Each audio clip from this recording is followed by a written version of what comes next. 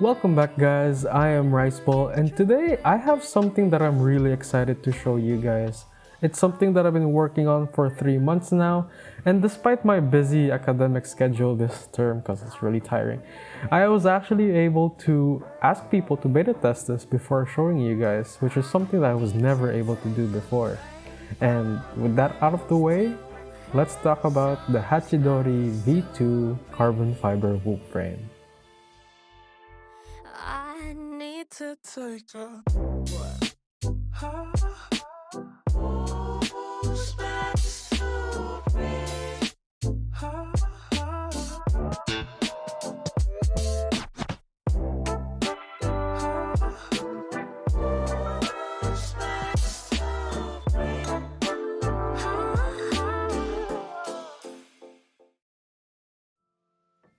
The Hachidorii V2 comes as a kit that I'm currently developing that consists of several things to build a carbon fiber whoop.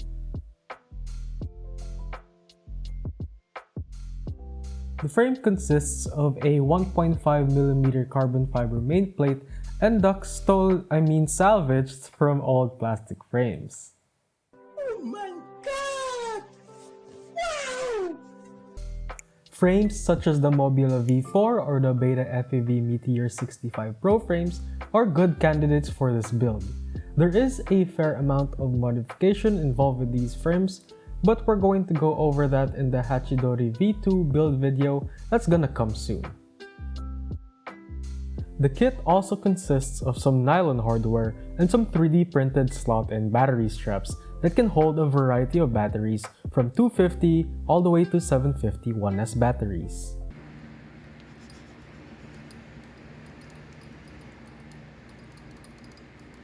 The f am I doing with my life? Okay, that's it. That's good enough, right? Yes. These slot and battery holders are semi-permanent, so they can hold the battery well, but rest assured that it's not too difficult to replace them and that every kit comes with a bunch of them just in case. This kit also comes with a nice little card with instructions and information, which I might also add a QR code later down the line to the build video when I publish it. I will focus on the 75 variants to honor Spezzy Lover, as I do have plans on building his Quattro frame, which is primarily a 65 whoop. Now before I continue, I will admit that this new frame is not meant to be a jack of all trades, but it aims to be a master of one. That is, indoor small room freestyle and FPV racing. Here's my thesis statement. Yes, this is a research now. The Hachidorii V2 frame has 3 main features, which are low weight with a carbon fiber frame, a relatively easy build, and focused on indoor FPV. Whoops generally perform better when they have less weight, and the Hachidorii V2 frame follows the same principle. This build I have here consists of the following parts: the Super B F4 Lite all-in-one, the OVX300 with a custom linear antenna, if you guys want to know how to make that antenna, I think this guy's video is pretty good.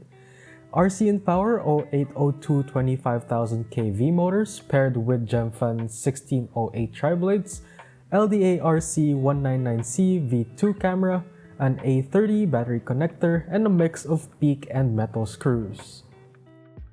And my build weighs at around 23 grams.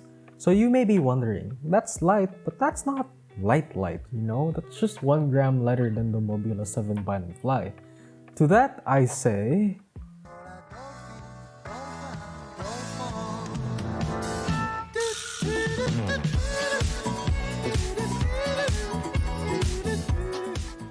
Terrible jokes aside, the parts I have on this is nowhere as light as it should be. There are new all-in-ones out there that are lighter, such as the Diamond F4 and the Super X flight controller. The motors I've chosen are also one of the heavier options out there compared to something like the Happy Model EX0802 or the Beta FPV 0802 SE motors. We haven't even mentioned using a lighter camera like the Runcam Nano 3 or lighter ducts like the Mobula V2 frame.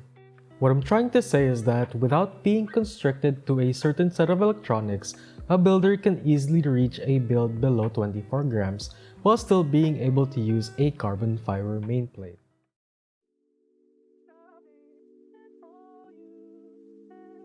Speaking of building, this thing is really easy to build. If you've ever built a toothpick, it is exactly that.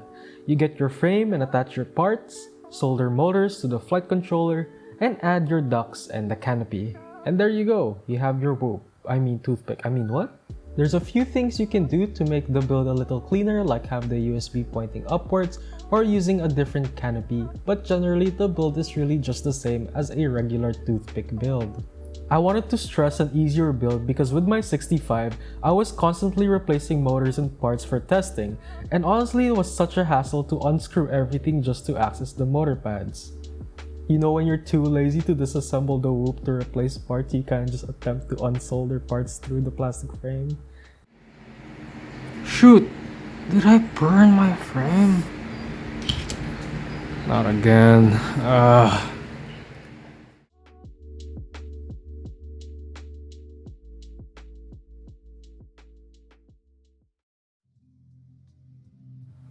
I wanted the Hachidorii V2 to be something particularly made for indoor flight.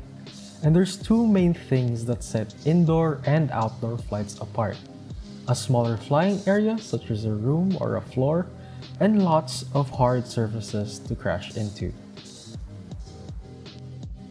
Flying indoors honestly has so many benefits, like not needing to wait for the weather to clear up, being able to fly at any time, and not worrying about other people in the vicinity and their safety. In fact, I'd like to say that I got better at tight turns and maneuvers ever since I started flying indoors to force myself to fly better. I'll be honest with you guys, I was never really that great of a pilot before, but ever since I started flying indoors, I think my lines have been a lot sharper and my tricks have been a lot smoother, especially indoors. It may not be that perfect, but I'm slowly getting better at freestyle inside my room. Naturally, most pilots go to 65, but 75 just has more flight time and power, which could just be a game changer for some people. But after asking around from multiple Whoop pilots, I've noticed that the main issue with flying a 75 is its size. It is difficult to fly in a small contained space, but I think part of that is a loose pid tune, a heavy build, or an unmanageable throttle range, or all of the above. With the carbon fiber frame, I'm hoping to achieve a tighter pid tune that is possible because of the stiffer frame. One added bonus of my design is the direction of the carbon fiber weave. I have been making these types of frames, what I call double braced or double arm frames, for quite a while now, but another well-known Whoop pilot, Quad66, found that a box-style frame with a weave going front to back and side to side had better black box data compared to the traditional diagonal carbon fiber layout. Or I can say fairly confidently that the box frame is doing a better job holding down the noise, and so in short, less unwanted vibrations means it'll be easier to control, and with throttle management, that allows you to fly indoors a lot easier. I've been testing this for around 3 months now, and my flights are generally a mix of doing some freestyle in open areas and tight maneuvers through gaps like my table and chairs. Not really scientific, but I did get an easier time weaving through those small gaps than I usually do with my 65. Now let's talk about the durability of the Hachidorii V2 frame. I don't really have any definitive scientific proof when it comes to durability, but I'd like to think that it's on par with your typical plastic frame. Within those 3 months, I have yet to break anything, but that could be because of the frame, my flying style, or it could be because of the parts that I'm using. I did get some durability concerns that honestly was something I'm glad that was mentioned. One was that simple TPU type canopies were known to damage flight controllers. So far, with the time I've spent with this particular build, I've yet to damage the flight controller, and in fact, this is the same canopy and flight controller I've used in my 65 Whoop build video. I'll also add that you're free to use any canopy that you want with this frame. I just don't like the canopies that we have in the market right now because I kept breaking them when flying indoors, so I just use these TPU ones that save some weight. Side note about canopies, my current configuration has lots of ducts in view, but that is mostly because of my camera and canopy. Rest assured, using a different camera and canopy like the Runcam Nano 3 and the Mobula 7 canopy will probably lessen the ducts in view. Another cause for concern was that the motors would be more prone to bent shafts because the ducts were less rigid, and honestly that's a very valid point and I don't really have much to argue about that. The motors and props here that I've used have lasted me the last 3 months and I have yet to replace any of them. That could just be the build quality and materials used by RC and Power that's preventing me from having motor damage. But you know, if it can handle this,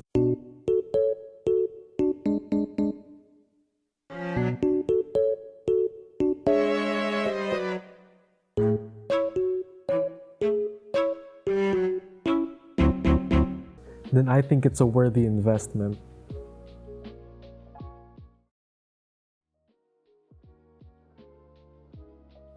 So the question now is, who is this for? I'd like to think that this could be a very good first build for those who want to try something more capable than a 65. It's easy to build, and depending on the parts you choose, could be a way to practice soldering on small pads. I'd also like to think that this could be a very good frame for those who want to try to fly indoors. It has good balance between weight, power, durability, and control with the benefits of a carbon fiber base plate. And honestly, any pilot who wants a decently good flying drone could still try this out. It was generally a nice experience to fly this inside and outside.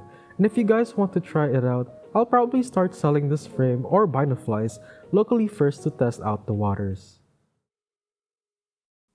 Well, that's all we have for today's introduction video for the Hachidorii V2.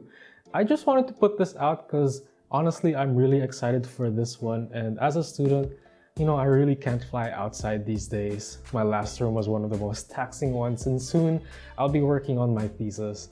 My free time is usually here at night in my room, so testing was actually one of my go-to stress relievers.